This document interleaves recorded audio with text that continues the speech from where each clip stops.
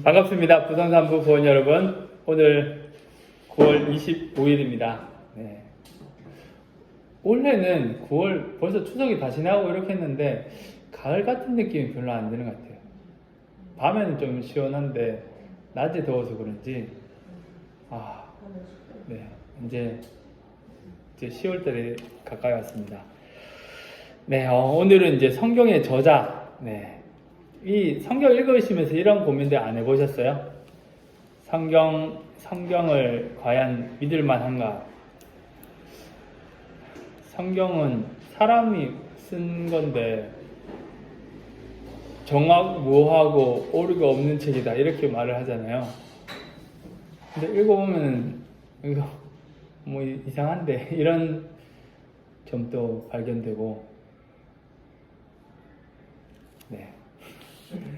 영감된 성경, 이 교환 보시면 모든 성경은 하나님의 감동으로 된 것으로 이렇게 이제 교훈과 책망과 바르게 함과 의로 교육하기에 유익하다 이 성경 말씀이 있는데, 이제 성경은 이제 66권인데 이것을 이 감동으로 된 것이다. 이게 영감을 말하는 거라고 합니다. 그래서 이 성경의 영감서를 주장하고 있는데 크게 세 부분으로 나뉘어서 하는데, 첫 번째는 기계적 영감설. 이게 이제 사람을 통해서 썼지만은 완전 그 사람은 기계적으로 그냥 받아 적는 거밖에 안 했다 이런 거죠. 그냥 인간을 단지 기계로 사용해서 그냥 인간을 통해서 했지만은 그냥 이 로봇처럼 야 받아 적어 하면은 하나님이 말씀하시기를 하나님이 말씀하시 이런 식으로 이제 이게 기계적 영감설이에요. 두 번째는 동력적 영감설. 어느 부분은 하나님이 말씀하셨고 어떤 부분은 인간이 이해하기 쉽도록 설명해서 추가 넣은 것이다. 그러니까는 이게 하나님의 말씀인데 인간이 이렇게 해석해가지고 이렇게 받아들였기 때문에 이게 완벽하다고 볼 수는 없고 또 인간의 어떤 첨언이 들어가기 때문에 일부는 오류가 있을 수 있다. 뭐 이런 것들을 이야기하는 거고, 세 번째는 유기적 영감설. 보통 우리는 이거 세 번째를 따르는데 유기적이라는 말 자체가 떼려야 뗄 수 없는 관계라는 말입니다. 성경께서 인간 저자와 떨어지지 않으셔서 인간이 잘못 기록하지 않도록 영감하시면서 동시에 출생부터 그가 지닌 교육의 정도, 재능, 성장 과정, 개성, 생각, 경험들을 총동원하여 성경을 기록한 것이다. 인간이 적었긴 했는데 거기에서 정말 이렇게 좀 딱 달라붙어가지고 이게 이제 이온화되지 못하도록 이렇게 해서 그 사람을 감동시켜서 그 사람 통해서 이렇게 기록했다. 어렵죠. 네.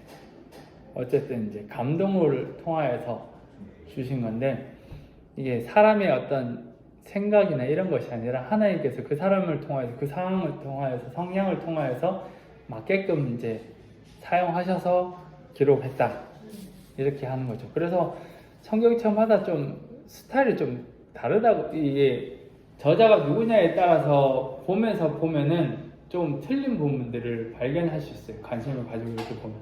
복음서를 보더라도 그렇잖아요. 마태, 마가, 누가, 요한의 어떤 이제 저자가 다르면서 이제 쓰는 단어와 표현하는 것이나 이런 부분들이 다른 거죠. 그래서 바울 서신이냐 아니냐 이런 것들을 할 때도 바울이 썼던 어떤 이 단어, 이 문장 이런 부분들을 익숙하지 않으면 이거는 바울이 썼다고는 쓰는데 이게 너무 이렇게 중간에 이런 표현들은 바울이 전혀 안 썼는 건데 이런 부분들을 해서 중간에 이 부분은 그냥 후기에 삽입된 것이다 이렇게 보거나, 이렇게 이제 성경을 연구하는 사람들은 그렇게 분석을 하는 거죠. 그래서 이제 이 수많은 사람들을 통해서 했지만은 그것이 하나님께서 다 통찰에 감동시켜서 이렇게 기록한 책이다. 우리가 그렇게 보고 있죠. 그렇기 때문에 이제 성경을 해석할 때는 여기 보면 먼저 알 것은 성경의 여기 경의 모든 예언은 사설에 풀 것이 아니니 예언은 언제든지 사람의 뜻으로 낸 것이 아니요 오직 성령의 감동하심을 입은 사람들이 하나님께 받아 말하는 것이니라. 이게 인간적인 어떤 관점이나 마인드가 아니다라는 것이죠. 그래서 해석하는 부분들에서 조심을 해야 되고 하나님의 뜻이 무엇인지를 잘 파악해서 이제 풀어야 된다. 근데 해석은 저자의 몫이라고 합니다. 성경을 이제 잘 해석해야 되죠.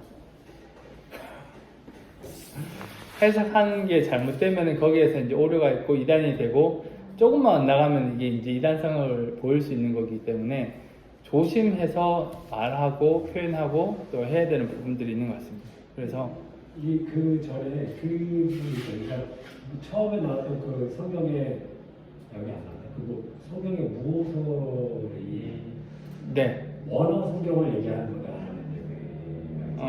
네.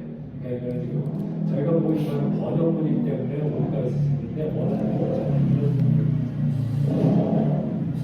잘 못 들었어요. 그러니까 저희가 원어는 틀리지 않았다. 네, 그러니까 저희가 알고 있는 그러니까 한국말 성경이나 영어 성경은 오류가 있을 수 있지만 원어 성경은 오류가 없다라는 이런 그게 이제 무슬림들이 하는 거예요. 그렇기 때문에 무슬림들이 그렇게 말하면은 이제 그러니까는 이 무슬림들은 이 그 토라가 아니죠?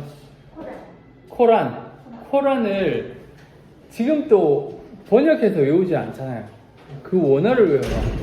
걔네들이 계속 외워서 이렇게 하루에 5번씩 기도하면서 하잖아요. 그때 번역을 하면은 이 능력이 사라지기 때문에 번역하는 건 의미가 없다. 그렇기 때문에 그 내용, 그러니까는 우리가 라틴어, 히브리어, 헬라를 모르잖아요. 그 사람들도 똑같아요. 그 사람들 언어만 알지 이게 무작정 외웠고 암기했는 것이지 이 의미가 뭔지를 모르고 그냥 없는 거예요. 그게 문제거든요. 근데 이제 여기서 말하는 거는 이제 성경의 모설이라고 옛날에는 이제 무조건 하나님께서 신인데 신이 만든 게 틀릴 수가 있냐.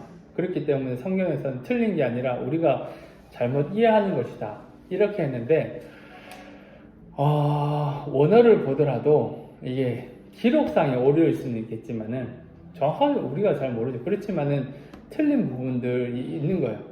숫자적으로 그렇잖아요. 구약에 보면은 어느 지파가 이제 잘못해가지고 죽은 수가 몇만 몇천이다 이랬는데 실질적으로 그 앞에 보면은 그 종족이 그만큼 안 됐거든요.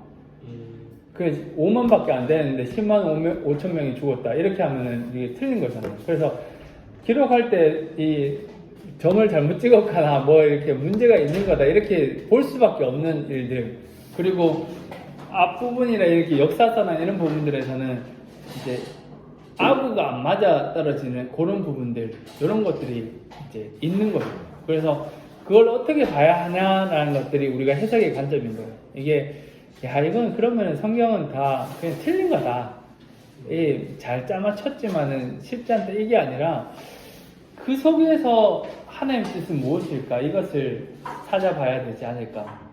이게 인간으로서는 해석하기 불가능한 이런 일들도 많잖아요. 그리고 지난주인가 지난주에 했을 때 성경이 40여 명의 저자로서 1600년 동안 이렇게 걸쳐서 기록되었다고 했잖아요. 근데 그게 하나로 이렇게 중심 주제가 틀리지 않고 그게 구약에서부터 신약에까지 하나의 중심 주제를 가지고 이렇게 쓰여졌다는 것이 정말 하나님이 아니고서는 인간으로 써서는 이제 불가능하다는 것. 같은 동시대에 살았던 사람들은 괜찮은데 그게 아닌 거죠. 다 같은 시대에 살았던 사람들도 있지만은 다른 시대에 살았던 사람들도 있고 이런 것들이 다 맞아떨어지게 성경이 기록되었기 때문에 우리가 이 성경의 영감설을 유기적 영감설로 받아들일 수밖에 없는 거고, 그래서 이제 해석할 때도 이게 지혜롭게 잘 해석해야 되는 부분들이다. 네, 그렇게 이야기합니다. 그래서 말씀 본위의 신앙생활. 네, 그래서 여기 보면은 어떤 성도가 겪은 실화입니다. 무슨 예를 한다는 사람이 자기를 위해 계속 기도하고 있다면서 은근히 돈을 요구해 왔다는 것입니다. 이런 부분들이 많아요. 이게 너무 은혜를 깊이 받으면은 하나님께서 이렇게 말씀하셨는데 이런 게 있는 거죠. 근데 이제 하나님께서 말씀하셨다는데 그걸 어떻게 말해요?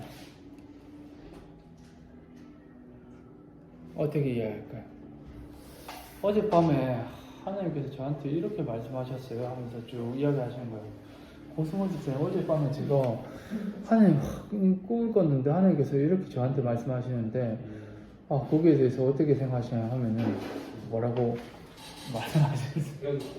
저도 그런데 하나님은 물론 말씀하시는 분이기 때문에 그렇게 어떤 사람을 통해서 말씀하실 수 있지만 그렇죠. 네. 성경을 통해서도 말씀하시고 나에게도 말씀하시고 깨닫게 하시고 그러니까 여러 공로들을 봐야 된다는 거죠. 하나만 딱 확인하고서 이거구나 하나님의 컨펌이라고 보면 건강한 신앙생활은 아니고 말씀에서도 하나님께서 그렇게 말씀하시는지 또 기도할 때 주시는 감동 또 내가 정말 신뢰하고 의지하는 어떤 믿음의 사람들과 의지하는 그 그룹에서도 또 나눴을 때 정말 하나님께서 동일하게 말씀을 하실 수 있는 분이기 때문에 여러 분으로 좀 확인을 해서 정말 이게 하나님의 뜻인지 구별을 해야 되는 게 옳은 그죠. 거죠. 네, 그게 맞는데 신앙의 연륜이 길지 않으면 경험이 작단 말이에요. 그렇다 보면은 하나님께서 직접 음성을 들려주시면은 너무 이렇게 놀라운 거죠. 그런 경험들이 이렇게 있다 보면은 편협적으로 이렇게 보는 부분들이 많은 거예요. 그렇잖아요. 혹시 하나님께서 음성 직접 들려주시는 어떤 메시지 같은 게 있으신가요? 네. 경험담? 집사님 있으세요? 어떻게 들려주셨어요? 저 꿈을 통해서.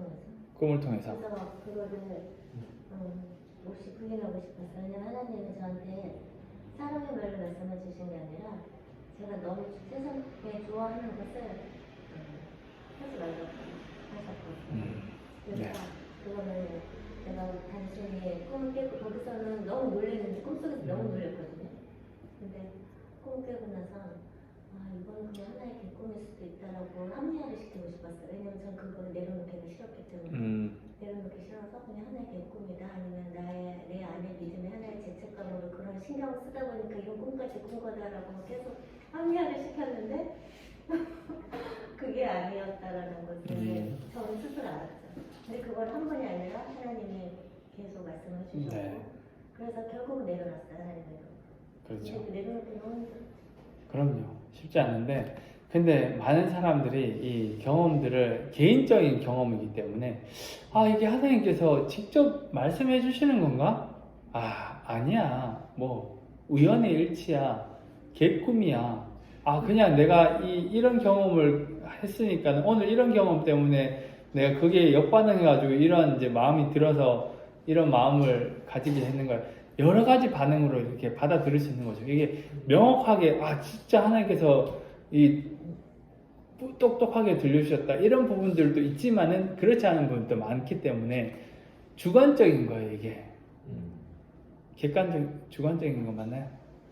주관적인 거예요. 딱 그래서 그 사람의 상황에 맞게끔 그 사람한테만 필요한 그 메시지를 보여주니까 그것을 하나님께서 이렇게 말씀하셨으니까는 집사님도 이렇게 하시라 이렇게 할 수 없는 그런 일들도 많은 거죠. 그렇기 때문에 우리가 어떤 경험하면서 어떤 여러 가지 이런 이제 성령 은혜가 넘치는 공동체에서는 이런 일들이 많이 일어나는데 거기에 너무 기담아서 그랬어요? 집사님 그러셨어요? 집사님 이러셨어요? 이렇게 해가지고 그럼 나는 어떻게 하지? 나는 어떻게 하나님께서 들려주실까? 거기에 좀 너무 그런 쪽으로 쏠려가는 것보다 여기서 말하는 거는 결국에는 하나님께서 말씀해 주시는 거는 이 성경 말씀 안에 있다는 거죠. 직접적으로 들려주는 이런 것들은 정말 간헐적이고 명확하지 않을 수도 있고 잘 분별하고 판단해야 되는 부분들이기 때문에 거기에 너무 쏠리는 거 물론 이제 직접적으로 반복적으로 이렇게 들려주시면은 진짜 이게 하나님의 뜻이구나. 그게 나쁜 짓을 계속 하라 이렇게 하면은 그게 하나님의 뜻이 아닐 수 있는데 정말 내가 생각해보고 고민해보고 말씀을 들여 살펴보면은 이게 그런 거 있잖아.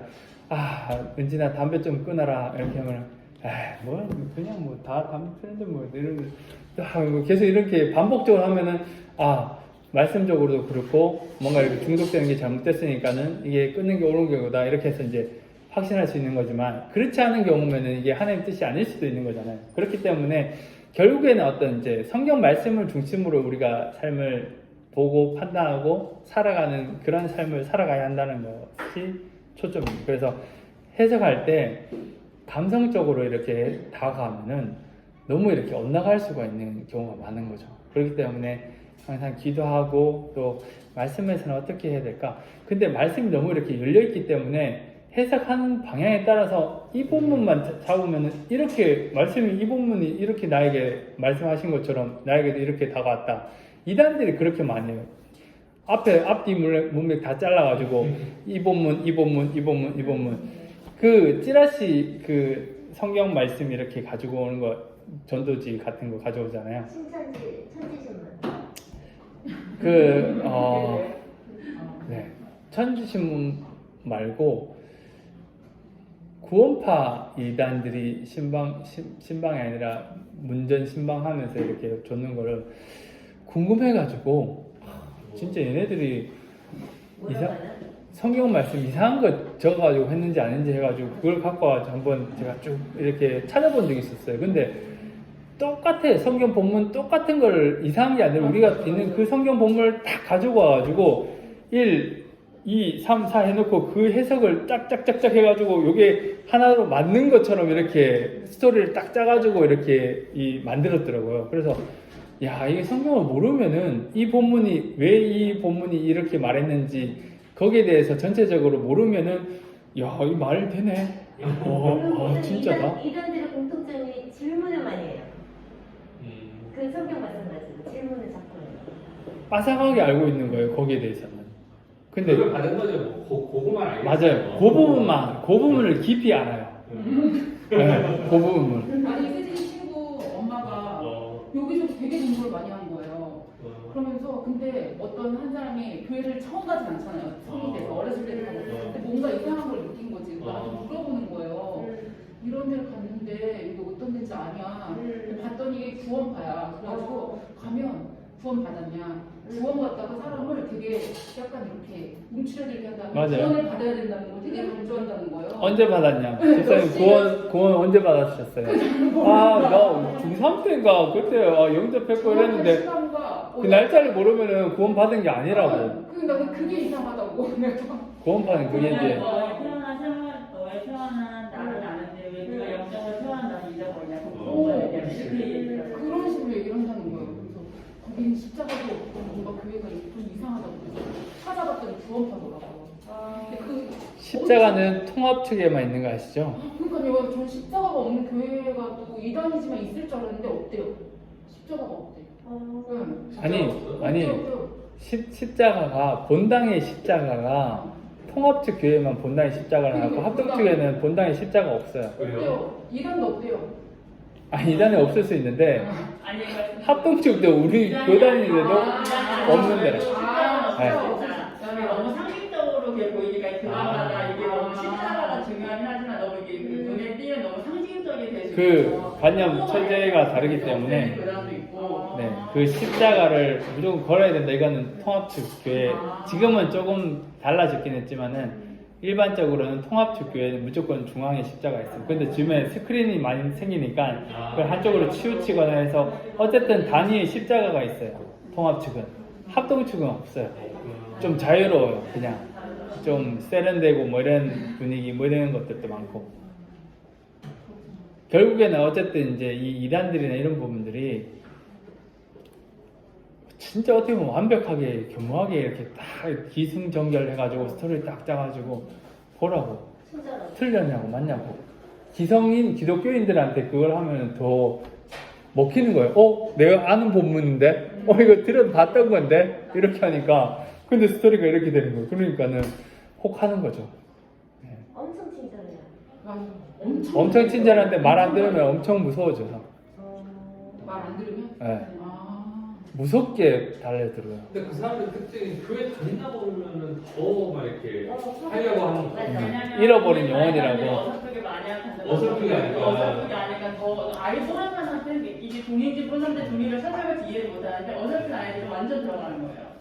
그래서 이제 타겟은 항상 교회 다니는 사람이야. 그게 기독교에 거부감 없는 사람들이 다녀요. 그러니까 기독교식이거든요. 매일 투표하고 졸업식도 완전 무슨 은혜로워요. 기독교 재단은 아닌데 원장님이 크리스천이어서 그렇게 하는 데인데 이것도 괜찮은 거 알아요. 근데 그런 사람들이 다 모이면 되잖아요. 그렇게 전도하기 너무 쉬운 거지. 근데 알고 봤더니 구원파 그냥 성도도 아니고 남편이 전도사인 거예요. 그래가지고 엄청 많이 전도를 했더라고. 목사님 그 이단의 목회자가 넘어가는 경우는 왜 그래요? 그것도 대형교회 목회자가 그런 경우가 있어요. 근데 그런 맞아, 거 그런 있잖아요. 되게 유명한 목사님이 중대는 경우도 있고. 제대로 안 된 거라고 봐야 되죠. 일반적으로 그러니까는 지금 이런 이야기 아닌데 하여튼 말씀 본문에 잘 해서 내가 적용하자는 건데 대부분 뉴스에 나오거나 이렇게 하는 사람들이 그러니까 이미 이단에 속해 있는데 내가 이렇게 영향을 끼치려면은 기성교회 교단에 소속된 우리는 확실하게 보거든요, 이력을. 그래서 이제 어느 교단, 어느 신학교를 나왔는지를 명확하게 봐요. 그렇지 않으면 이 사람이 명확하지 않은 것들을 확실히 구분하기 때문에. 그렇기 때문에 그 사람들이 의도적으로 이런 데 온 거야.